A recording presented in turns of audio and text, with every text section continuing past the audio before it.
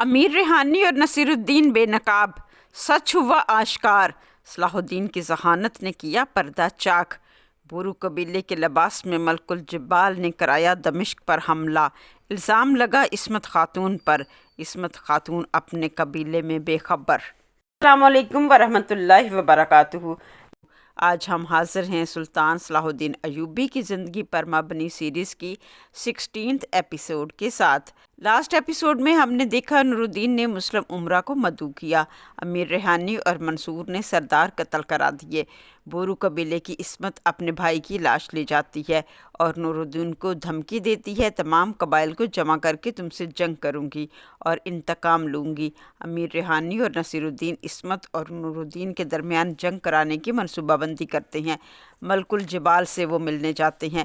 ملک الجبال قبائلی لباس میں اپنی فوج دمشق بھیجتا ہے، اس میں صلیبی فوج بھی شامل تھی۔ ملک الجبال نے گریگول کو اپنے ساتھ ملا لیا۔ دمشق پر قبائلی لباس میں حملہ کرنے کا مقصد یہ تھا کہ نور الدین یہ سمجھے عصمت نے حملہ کرایا ہے، جبکہ عصمت ابھی جنگ کی تیاریوں میں مصروف تھی۔ اس جنگ میں نصیرالدین کی بیوی کو فدائین مار دیتے ہیں۔ صلاح الدین نور الدین کو بتاتے ہیں یہ جنگ عصمت خاتون نے نہیں کی بلکہ فدائین نے قبائلی لباس میں حملہ کیا ہے، فوراً جنگ روک دی جائے۔ صلاح الدین بتاتے ہیں ملک الجبال کا کوئی کارندہ محل میں غدار ہے۔ صلاح الدین کی یہ باتیں سن کر نصیرالدین ریحانی سے پوچھتا ہے، سچ بتاؤ کیا حملہ فدائین نے کیا تھا؟ کیا تمہارے ساتھیوں نے میری بیوی کو قتل کیا ہے؟ امیر ریحانی کہتا ہے صلاح الدین جھوٹ بول رہا ہے، یہ حملہ عصمت خاتون نے کرایا ہے۔ امیر ریحانی نصیرالدین کو بھڑکاتا ہے کہ یاد کرو کسی زمانے میں نور الدین اور عصمت ایک دوسرے سے محبت کرتے تھے، نور الدین اپنی محبوبہ کو بچا رہا ہے، حملہ کرنے والے فدائین نہیں تھے بلکہ قبائلی تھے۔ امیر ریحانی ہر محل کی خبر ملک الجبال کو دیتا ہے۔ ایک دن اس نے ملک الجبال کا خنجر اپنے کمرے کی ٹیبل پر دیکھا، وہ ملک الجبال کی طرف جاتا ہے۔ صلاح الدین اور اس کے ساتھی اس کا پیچھا کرتے ہیں، وہ ایک گھر میں پہنچتے ہیں مگر وہاں ملک الجبال کے بجائے عز الدین کو قتل کر کے ملک الجبال کا چوگا پہنا رکھا تھا۔ فوراً نصیرالدین آ جاتے ہیں، ان کا بیٹا مردہ حالت میں تھا۔ صلاح الدین جب اس کا چوگا اتارتے ہیں تو اندر عز الدین تھا۔ صلاح الدین کے ہاتھ میں تلوار تھی، نصیرالدین حملہ کر دیتا ہے، صلاح الدین بھاگ جاتے ہیں، نصیرالدین عصمت خاتون کے قبیلے پر حملہ کر دیتا ہے۔ نور الدین روکنے جاتے ہیں، وہ لڑنے سے منع کرتے ہیں۔ ایک شخص کہتا ہے میں خلیفۃ المسلمین کی طرف سے خط لایا ہوں جس میں لکھا تھا کہ کوئی کسی کا خون نہ بہائے۔ عصمت خاتون کہتی ہے یہ جنگ بند نہ ہوگی۔ نور الدین عصمت کو گرفتار کر کے محل بھیج دیتے ہیں۔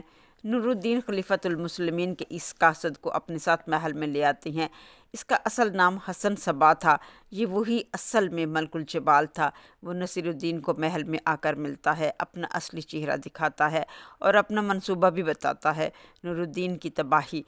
حسن صبا وہ شخص تھا جس نے ایک جنت بنا رکھی تھی جس میں کنواری لڑکیاں تھیں، وہ نوجوانوں کو حشیش پلاتا تھا، خودکش حملوں کی ترغیب دیتا تھا اور انہیں یقین دلاتا تھا کہ جو اس کی پیروی کرے گا وہ ملک الجبال کی جنت میں جائے گا اور جو پیروی نہ کرے گا وہ ملک الجبال کی دوزخ کا مزہ چکھے گا۔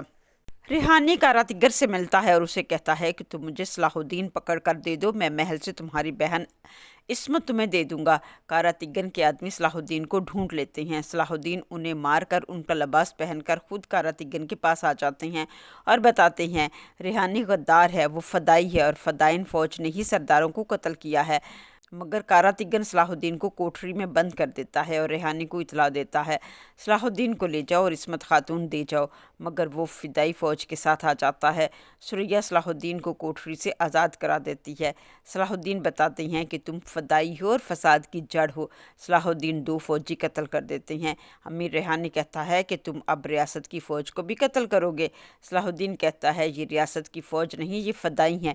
ریحانی سب پر حملہ کرنے کا حکم دے دیتا ہے اور خود بھاگ جاتا ہے۔ صلاح الدین اس کا پیچھا کرتے ہیں۔ نور الدین اور نصیرالدین بھی صلاح الدین کی تلاش میں تھے۔ نصیرالدین کو صلاح الدین مل جاتے ہیں۔ صلاح الدین اسے بتاتے ہیں ریحانی ہی عز الدین کا قاتل ہے، وہ فدائی ہے، بورو قبیلے کے سامنے میں یہ ثابت کر چکا ہوں۔ توران شاہ نصیرالدین کی فوج کے ساتھ تھا۔ نصیرالدین صلاح الدین کو تیر کا نشانہ بناتا ہے مگر خود زخمی ہو جاتا ہے۔ نور الدین آ جاتے ہیں، توران شاہ ساری بات سلطان کو بتاتا ہے۔ نور الدین کہتے ہیں اگر ریحانی غدار ہے تو وہ محل نہ جائے گا۔ ادھر گریگول ریحانی کو اپنی پناہ میں لے لیتا ہے۔ گریگول جانتا تھا کہ ریحانی ملک الجبال کا بندہ ہے۔ باربن نور الدین سے کہتا ہے صلاح الدین اور وکٹوریہ کی شادی کر دی جائے تاکہ ہمارے درمیان تعلقات خوشگوار ہو جائیں۔ وکٹوریہ شادی سے انکار کر دیتی ہے اور اپنے بھائی باربن کو قتل کر کے تخت سنبھال لیتی ہے۔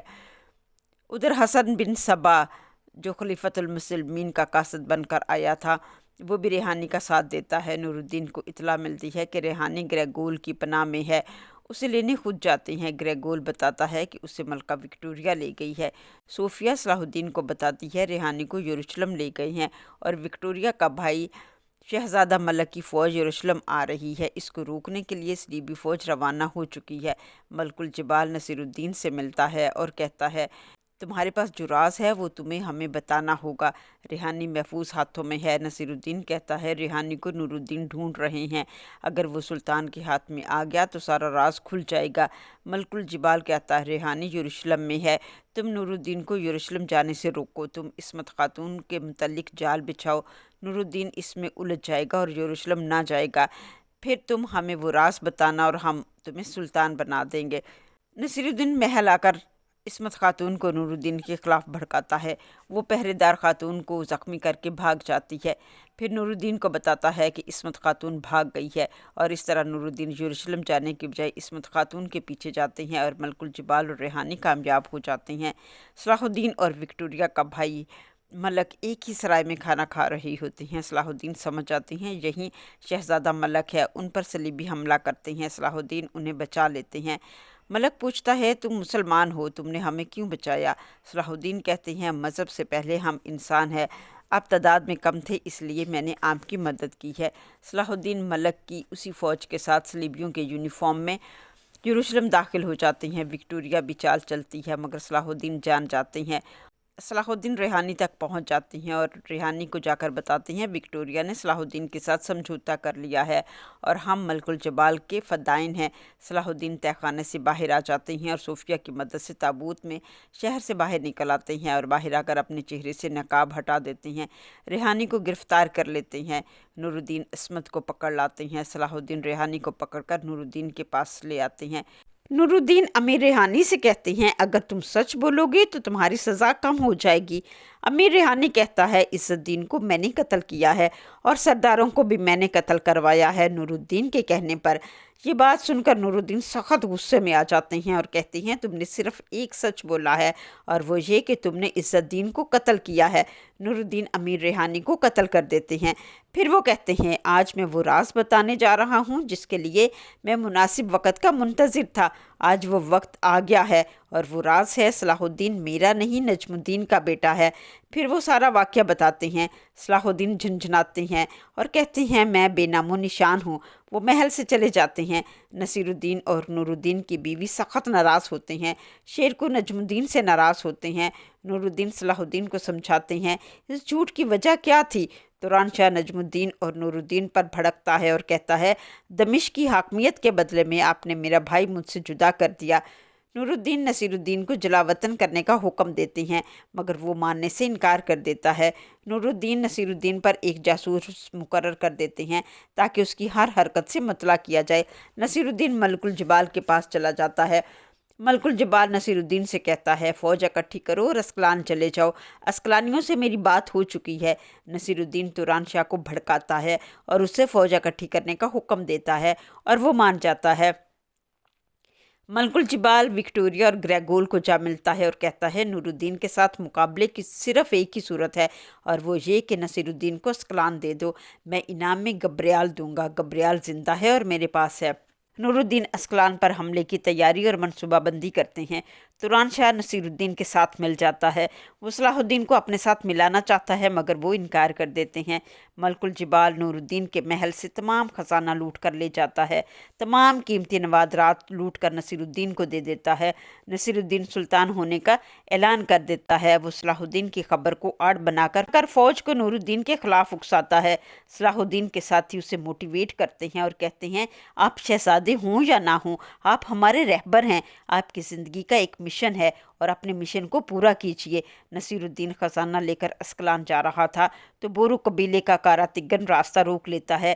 گریگول بھی آ جاتا ہے اور بتاتا ہے نصیر الدین اب ہمارا بندہ ہے، اس کا راستہ چھوڑ دو۔ کاراتگن آدھا سونا مانگتا ہے، وہ اسے دے دیتا ہے۔ وکٹوریہ نصیر الدین کو ویلکم کہتی ہے۔ ملا عمر صلاح الدین کو بتاتے ہیں کہ میں نے اور آپ کی والدہ نے آپ کی پیدائش پر ایک خواب دیکھا تھا اور جس کی تعبیر یہ تھی اللہ تعالیٰ نے یروشلم کی فتح کے لیے آپ کو منتخب کر لیا ہے۔ نصیر الدین نے اس عظیم مقصد کے لیے اس راز کو چھپایا اور آپ کو تیار کیا۔ نور الدین اسکلان جاتے ہیں، صلیبی ان کا مقابلہ کرتے ہیں۔ صلاح الدین بھی پہنچ جاتے ہیں۔ صلاح الدین گریگول کو قیدی بنا لیتے ہیں۔ نور الدین عصمت کے قبیلے جاتے ہیں اور کاراتگن جو سونا لے آیا تھا وہ واپس مانگتے ہیں۔ عصمت سونا واپس کر دیتی ہے۔ نور الدین کہتے ہیں اسکلان جا رہا ہوں، کوئی رکاوٹ بنا تو کسی کو زندہ نہیں چھوڑوں گا۔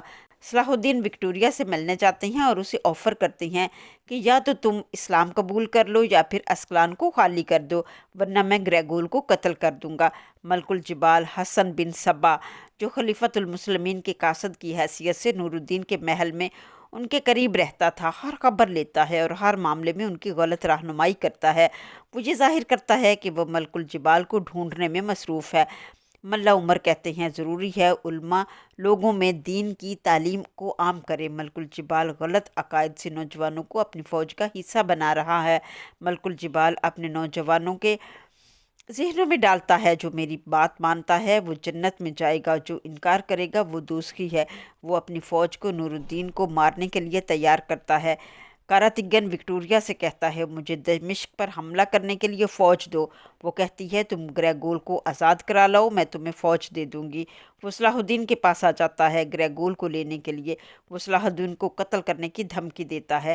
آج کے لیے بس اتنا ہی۔ نیکسٹ ایپیسوڈ میں ہم جانیں گے کیا کاراتگن گریگول کو بچا لے گا، کیا وہ اس کو آزاد کر لے گا، کیا وہ دمشق پر حملہ کرے گا، اور ملک الجبال کون کون سی چالیں چلے گا، فتح اسکلان کا خواب پورا ہوگا یا نہیں۔ یہ سب جاننے کے لیے ہمارے ساتھ جڑے رہیے، ہمارے چینل کو سبسکرائب کریں، ویڈیو کو لائک اور شیئر کریں۔ ملتے ہیں نیکسٹ ویڈیو میں، تب تک کے لیے اللہ حافظ۔